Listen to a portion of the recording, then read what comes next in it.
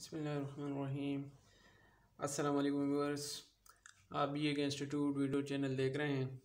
मैं आपको सस्ते से सस्ता चीपेस्ट रेट में गेमिंग PC के बारे में आज बताऊंगा और कुछ उसकी टेक्निकल टर्म्स जो यूज़ की जाती है उसके बारे में बताऊंगा। तो हम स्टार्ट लेते हैं। कवर हमने हटा लिया इसका, ये भी यहाँ से खोल देते हैं। ठीक है, आप देखें ये ड्यूल प्रोसेसर मशीन है Xeon की T5500 T5500। ठीक है, ये दो प्रोसेसर लगे हुए हैं। ठीक है, अच्छा प्रोसेसर का आप देख रहे होंगे कि इसकी हीट सिंक के बारे में व्यूअर्स मैं आपको ये बताऊं कि हीट सिंक क्यों लगाई जाती है। Heat sink due to temperature के राइज होने से, कि प्रोसेसर का जब टेम्परेचर राइज होता है तो उस टेम्परेचर को ये सिंक करता है। किसी भी एक्टिव कंपोनेंट में जब इलेक्ट्रॉन का फ्लो होता है तो वो उसमें टेम्परेचर राइज होता है। ठीक है, तो जैसे IC चिप वगैरह, उसके ऊपर ट्रांजिस्टर वगैरह, उसके ऊपर हम हीट सिंक लगा लेते हैं। इसके नीचे आपस में थर्मल पेस्ट भी होता है, तो वो हम लगा देते हैं ताकि वो कूल रहे। और साथ साथ में ये हम फैन भी लगा लेते हैं इसकी कूलिंग के लिए। ये देखें, ये दो बड़े ये वाले, ये और ये दो फैन आपको नज़र आ रहे होंगे, ये हम लगाते हैं। ठीक है व्यूअर्स, तो इसमें ये तो है हीट सिंक का सिलसिला, कि हीट सिंक मेरे कूलिंग के लिए यूज़ होते हैं। दो प्रोसेसर है, दो हीट सिंक अलग अलग लगी हुई है इसमें, ताकि ये प्रॉपर कूल रहे और इसकी जो एफिशिएंसी है वो डाउन ना हो। ठीक है, इस PC में T5500 में मेरे पास 4 स्लॉट्स हैं, जिसमें 4 GB की अभी इस वक्त 4 GB की दो मैंने DDR3 लगाई हुई है। आप ये सपोर्टेड है 8 तक। ठीक है, इसमें देखें ये DDR के लिए 1 2 3 4 5 6 7 8 स्लॉट्स दी हुई हैं, 8 रैम के लिए। ठीक है, जो 4 GB से 4 GB × 8 तक ये सपोर्टेड है। और इसमें कार्ड जो लगा हुआ है वो इस वक्त 1 GB का, और ये 8 GB तक आप इसे बढ़ा सकते हैं इस सिस्टम, इस बोर्ड में। सही है, पावर सप्लाई मेरी है 700 वाट की। ठीक है, जितनी पावर सप्लाई अच्छी होगी, जितना करंट वगैरह सारा कुछ अच्छा होगा, उतना सिस्टम सही चलेगा। इसमें ये एक पावर कनेक्टर एक और दिया होता है। ठीक है, अगर मैंने कार्ड बढ़ाना है यानी कि 16 GB तक, 32 GB तक मज़ीद, तो इसकी 700 750 वाट की सप्लाई आप लाजमी लगाएंगे। साथ में ये कनेक्टर उस डायरेक्ट उसमें जाके कार्ड में लग जाता है। ठीक है, और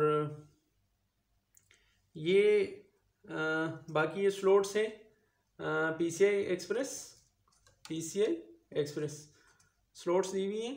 ठीक है, आप PCI कार्ड वगैरह मज़ीद और कोई ऐड करना चाहे तो भी ऐड कर सकते हैं।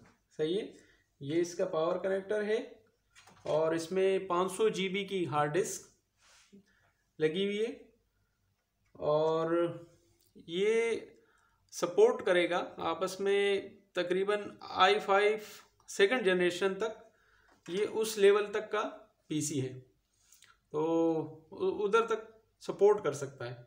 सही, और इसमें 500 GB की हार्ड डिस्क है। ठीक है, ये आपको 13,000 से 18,000 तक बासानी अवेलेबल है। 13,000 से पाकिस्तानी करेंसी 13,000 से 18,000 तक इजीली अवेलेबल है, और इस पे आप आसानी गेम खेल सकते हैं। ठीक है, बाकी ये रैम यहाँ पर मैंने 4 GB की लगाई है, 4 GB की DDR3। ठीक है, इसमें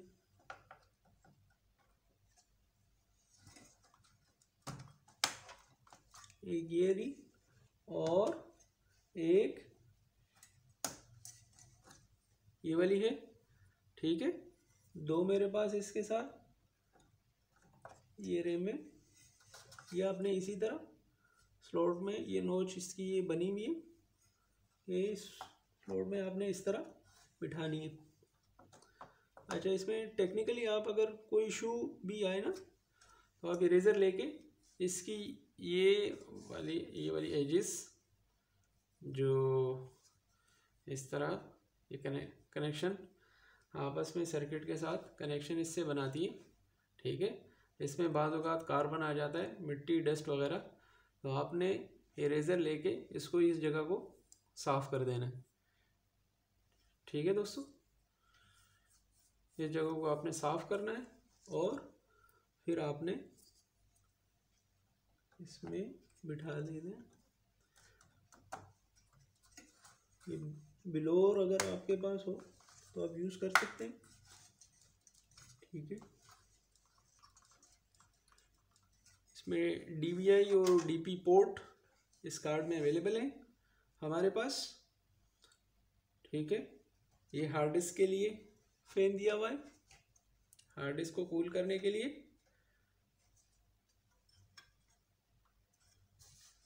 ये सिस्टम बड़ा हैवी होता है तो हम आसानी इसमें गेमिंग के मज़े लूट सकते हैं, ठीक है।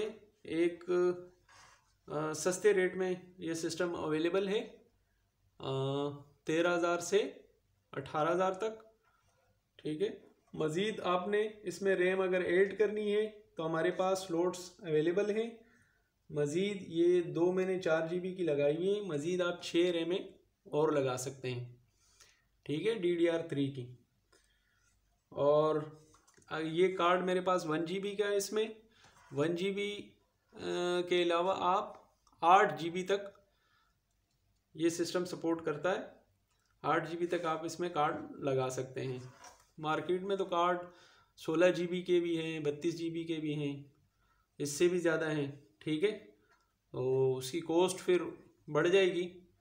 इस स्पेक्स के साथ के 1 GB के कार्ड, और ये अगर मैं 2 रैम में लगाऊँ 4-4 GB की, 3 लगा दूँ और मज़ीद और इस 500 GB के हार्ड ड्राइव के साथ ये मुझे और अच्छी 700-750 वाट की पावर सप्लाई होनी चाहिए। उसके साथ मुझे 13,000 से 18,000 में बआसानी मिल जाता है, ठीक है व्यूअर्स। ये इसमें कूलिंग सिस्टम इसका बहुत ही अच्छा है, ठीक है। गेमिंग PC के लिए कूलिंग सिस्टम अच्छा होना बहुत ज़्यादा ज़रूरी है उसकी कूल रखने के लिए, क्योंकि मुसलसल इसकी जो टेम्परेचर वो बढ़ता रहता है, हीट डिसिपेट होती रहती है। तो उसके लिए मेरे पास इसके फ़ैन का कूलिंग होने का सिस्टम लाजमी सही बेहतर होना चाहिए, क्योंकि जितना ये कूल रहेगा उतनी इसकी परफॉर्मेंस और एफिशिएंसी अच्छी रहेगी, ठीक है। ये इसके पावर कनेक्टर है और ये इसमें ये देखें CR2032 2032 का सेल, लिथियम सेल 3 वोल्ट का लगा हुआ होता है, जो आपके PC में बाज़ औक़ात ये शो कराते हैं कि क्लॉक सही नहीं चल रही या वो उसका टाइम सही नहीं दिखा रहा होता, तो टाइम बार बार आप सेट करने के बावजूद भी टाइम इसका आउट हो जाता है टाइम, तो उसके लिए हम ये लिथियम सेल, ठीक है, लिथियम सेल लगा होता है, ठीक है। ये है CR2032 3 वोल्ट, ठीक है। जब क्लॉक आपकी सही नहीं चल रही होती और क्लॉक फॉल्टी हो जाती है, टाइम सही नहीं चल रहा होता, ठीक है, तो उसके लिए हम फिर ये सेल चेक करते हैं। मीटर से आप चेक करेंगे DVM से DC वोल्ट पे, तो ये आपको तकरीबन 3 वोल्ट पूरा बता रहा होगा, सही है। तो जब ये 3 वोल्ट और 2.9 तक भी ये चल जाता है उससे अगर ये कम होना शुरू हो जाए तो फिर इसकी टाइम सेट नहीं रहता। तो इसको आप यहाँ से अगर वो टाइम आप सेट कर दें, फिर आप सिस्टम शट डाउन कर दें, फिर जब ऑन करें तो टाइम फिर आउट हुआ होता है और टाइम सेट नहीं हुआ होता, तो उसके लिए हम ये फिर ये सेल यहाँ से चेंज करते हैं, लिथियम सेल। ये एक महीने बीच में गेमिंग पीसी के अलावा भी दूसरे पीसीज में ये फॉल्ट आता रहता है, कोई भी पीसी हो तो उसके लिए हम ये सेल लिथियम सेल चेंज करते हैं। ये मार्केट में इजीली अवेलेबल है, या आप इसका मॉडल जो नंबर है वो आप बताएंगे, CR2032, ठीक है, CR2032 3 वोल्ट का सेल मार्केट से परचेज करेंगे और ये लगा देंगे। फिर आप टाइम सेट करेंगे, चाहे फिर आप सिस्टम शट डाउन कर दें और ऑन कर दें, फिर भी आपका टाइम ये सही दिखा रहता है। ठीक है दोस्तों, ये था गेमिंग पीसी के बारे में। सस्ते गेमिंग पीसी के लिए आपको यानी कि ज़्यादा खर्चे की फिक्र करने के बगैर ये आपको अच्छे रेट में अवेलेबल है। बहुत बहुत शुक्रिया, आप ले सकते हैं इसे। आज तक इतना ही इनफ। अल्लाह हाफिज़।